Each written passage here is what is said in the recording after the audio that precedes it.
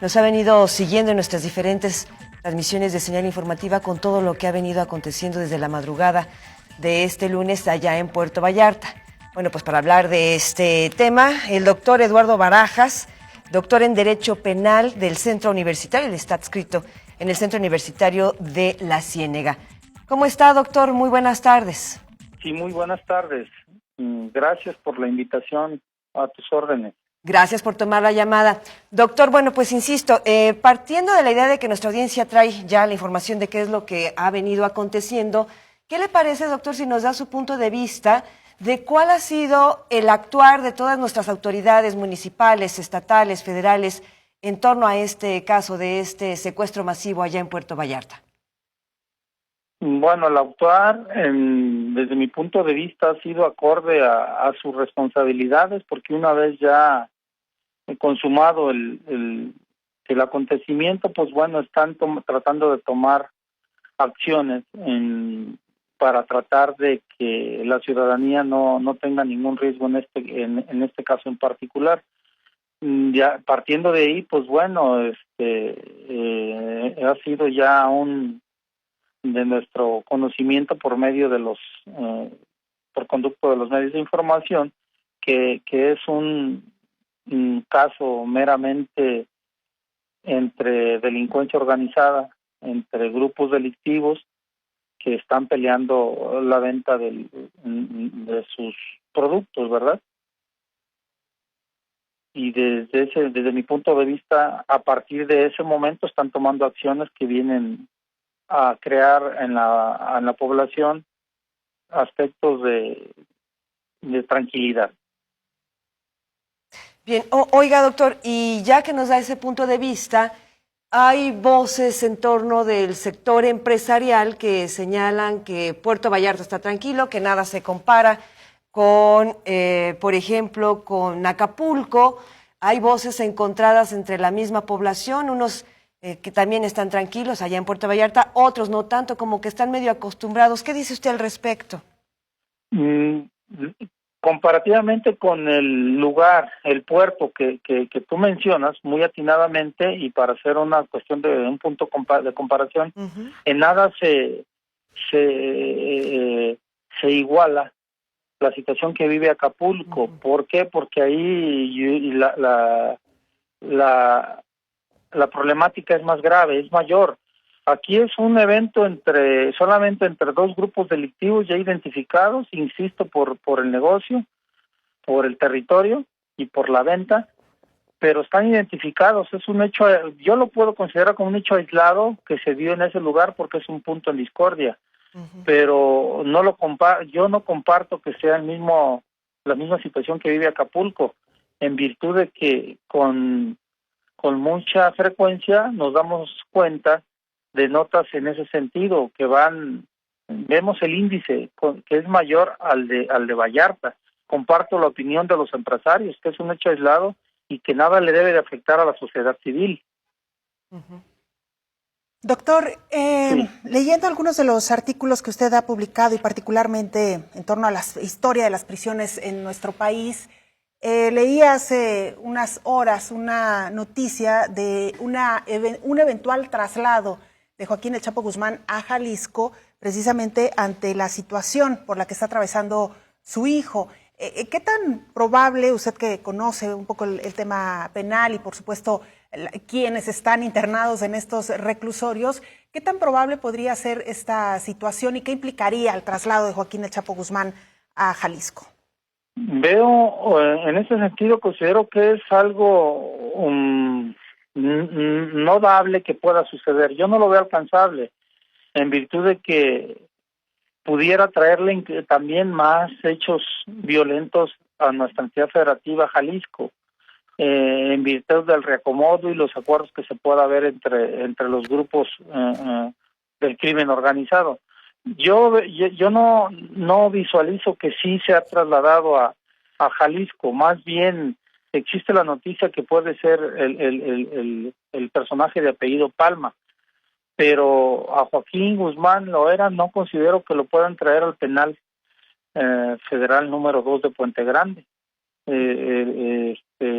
y inclusive la Secretaría de Gobernación ni le convendría traer un tipo de problemática más al país, agravarle más la situación a una entidad por conveniencias políticas, jurídicas y demás.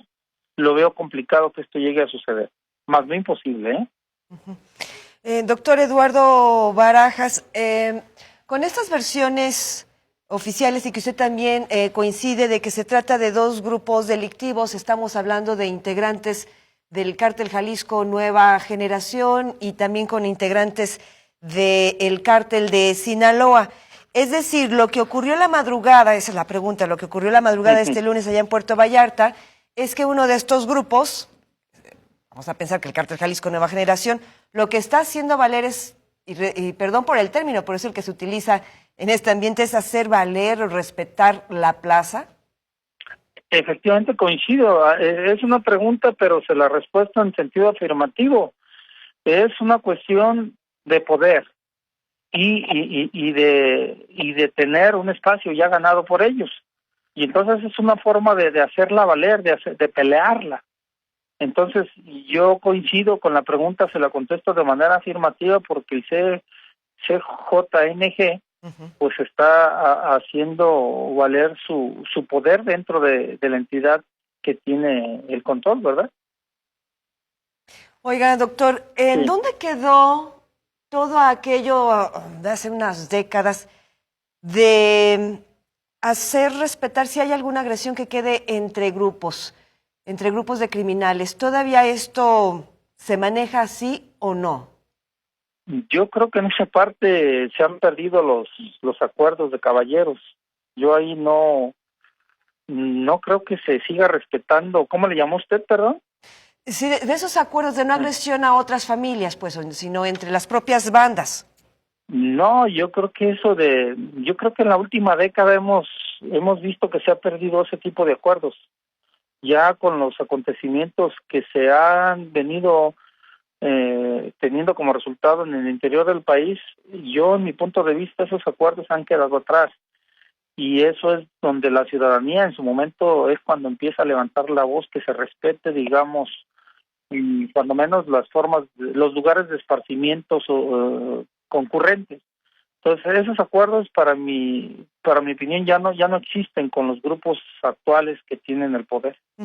¿Sabe por qué se lo pregunto, doctor? Porque los hechos de el lunes, había mujeres en ese restaurante, las versiones del fiscal general Eduardo Almaguer, también constatada por algunos testigos, solo agarraron a los hombres, es decir, en ese hecho exclusivo en Puerto Vallarta sí hubo ese respeto de no agredir a mujeres, a niños, a otros familiares. Digo, pues aquí formidable. Esto sí, digo, nos deja, digamos, una tranquilidad ya en este sentido. Nos deja una tranquilidad en el sentido de que la población puede estar tranquila. Eso ya, precisamente este acontecimiento, este último, nos establece ya cómo este tipo de acuerdos que usted mencionaba, de acuerdos de caballeros entre los grupos, anteriormente eran muy respetados. Y eso, digamos, a quienes escribimos, a quienes opinamos, nos deja una tranquilidad. ¿Por qué? Porque la problemática se da entre ellos, se da entre sus negocios, se da entre no acuerdos. Pero la sociedad civil, esto es lo que siempre hemos estado pugnando porque sea respetada y no sea, digamos, no pueda ser blanco de un acontecimiento que nada tenga que ver en ese sentido. Yo lo ubicaba entre los acontecimientos que ocurrían en Nuevo León, por ejemplo, donde estudiantes del TEC de Monterrey en su momento fueron víctimas también de fuegos cruzados, ¿verdad? En Nuevo León se dio mucha esa situación, pero a partir de aquí, de este evento, queremos pensar que esto ya tiene un sesgo diferente y que ya se empiezan a respetar los acuerdos, ¿verdad? Respetando a la sociedad civil. Oiga, doctor Eduardo Barajas, y de acuerdo a su investigación, a su análisis y experiencia, pues ¿cómo debe de actuar la sociedad de Vallarta, toda la sociedad de Jalisco? ¿Cómo cuidarnos, cómo protegernos? ¿O habría que hacer nuestra vida cotidiana? ¿Qué hay que hacer? ¿Cuál es su consejo? Yo más bien y recomendaría a las autoridades de prevención del delito, es decir, a los cuerpos de seguridad pública, que mínimo incrementen los recorridos en la ciudad. ¿Para qué? Para que la ciudadanía sienta ese respaldo que debe de tener del cuerpo de seguridad que tiene su municipio. Más bien, yo lo ubico a los directores de seguridad pública con sus estrategias de vigilancia y recorridos frecuentes en cualquier medio de transporte, en bicicleta, en lo que quieran, pero más bien ver que el ciudadano sienta esa protección desde el punto de vista de la seguridad, del número de elementos que están cuidando de la seguridad pública, más bien. Oiga, doctor, sí. Estamos haciendo la pregunta a la audiencia y voy a aprovechar esta misma pregunta para usted. De este secuestro masivo se encuentra un hijo del Chapo Guzmán. ¿Usted cree que esto generaría más violencia en Jalisco o podría llegar a alguna negociación entre el Cártel Jalisco Nueva Generación y el Cártel de Sinaloa? Yo ubico en porcentajes de las dos hipótesis un 50% de probabilidades de cada uno de ellos. Puede llegar a surgir las dos situaciones, porque puede haber un acuerdo más fácil entre estos grupos que entre las propias, inclusive que entre los propios actores políticos. Es más dable tener un acuerdo entre estos grupos que entre una sociedad civil organizada, Entonces, yo me ubico por 50 y 50. O se genera más violencia o se genera un acuerdo de trabajo entre ellos. Doctor Eduardo Barajas, sí. No sé si tuvo la oportunidad de que algunos medios de comunicación dieron a conocer desde muy tempranito, entre ellos señal informativa, fotografías de los hechos ocurridos en la madrugada de lunes allá en Puerto Vallarta. El fiscal general confirmó esta media mañana de que efectivamente esas imágenes son verídicas, son ciertas. La pregunta es, doctor, ¿cómo se filtra algo de este tamaño, esas imágenes, y cómo quedaría la investigación? ¿Dónde está entonces el sigilo, doctor? Híjole, aquí es algo bien complejo, Es algo muy complejo que pone inclusive riesgoso, porque es una pregunta, la verdad, muy delicada, en virtud que esa información puntualizas, mencionas tú el sigilo, ¿no? El sigilo que tiene que maneja la propia autoridad, y ese sigilo ya se rebasó. Entonces, a mí me deja, digamos, en una situación incómoda también desde una opinión que yo pueda vertir, porque y no solamente es lo que pueda venir en esa fotografía, lo que se pueda ventilar en las redes sociales, que son muy utilizadas ya en un gran porcentaje por el ciudadano, ¿verdad? Eso sería una parte, pero lo otro que se filtra, a mí me deja inquieto tu pregunta, porque pues es delicada esa parte, que se salga del sigilo que debe de guardar esto, ¿verdad?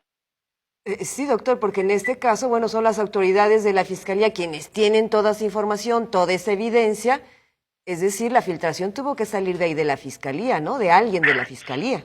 Sí, de ahí mi preocupación, entonces, y que es algo muy delicado, muy riesgoso, hasta no solamente para el punto de vista académico, sino para los propios encargados de la comunicación, de los medios de comunicación. Entonces, ese es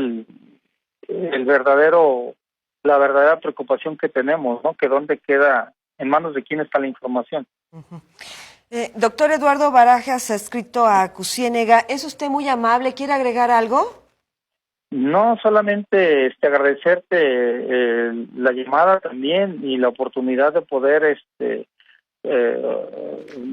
brindar la opinión personal a un evento tan importante, pero que va a tener una trascendencia enorme a nivel Jalisco, y agradecerte y mandar un saludo para tu público radioescucha. Bien, Muy amable, doctor, gracias. Seguimos en contacto. Hasta luego. Buenas tardes. Adiós. Muy buenas tardes al doctor Eduardo Barajas.